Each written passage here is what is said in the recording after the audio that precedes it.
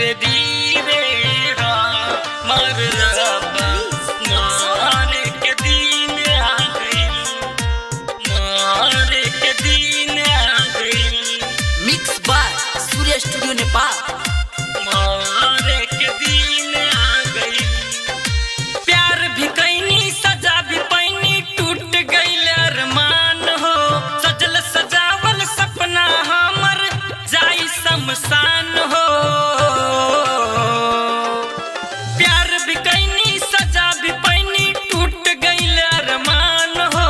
सजल सजावल सपना हमर जाई शमशान हो।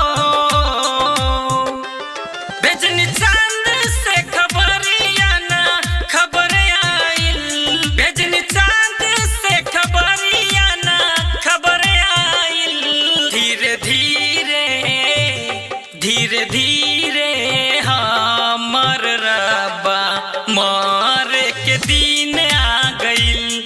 धीरे धीरे हमर रब्बा मारे के दिन आ गइल। धीरे धीरे हमर रब्बा मारे के दिन आ गइल, मारे के दिन आ गइल। Mix by Surya studio Nepal. मारे के दिन आ गइल। कैनी विश्वास तोह पे देनी हम खबर हो।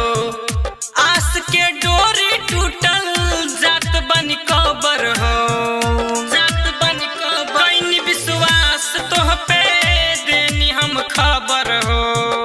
आस के डोरी टूटल जात बनी कबर हो, कबर हो। खुद तोहरा खुदाई के कासीने आ गइल, खुद तोहरा खुदाई के कासीने आ गइल।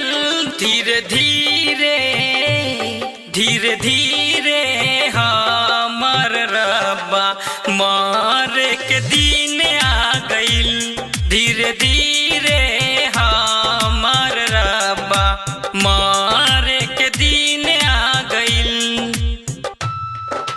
मारे के दिन आ गइल।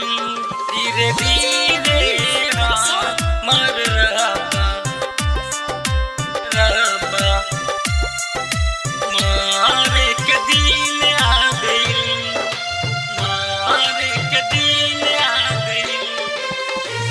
राइटर निकेश कइले कितना प्रतीक्षा हो। कहेल विश्वेश्वर नहीं लिही परीक्षा हो। राइटर निकेश कइले कितना प्रतीक्षा हो।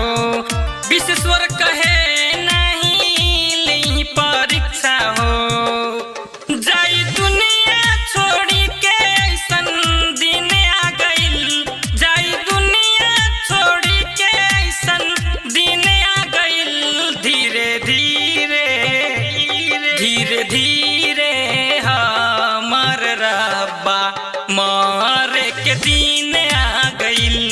धीरे धीरे हमर रब्बा मारे के दिन आ गइल। सूर्य डिजिटल रिकॉर्डिंग स्टूडियो छपकैया।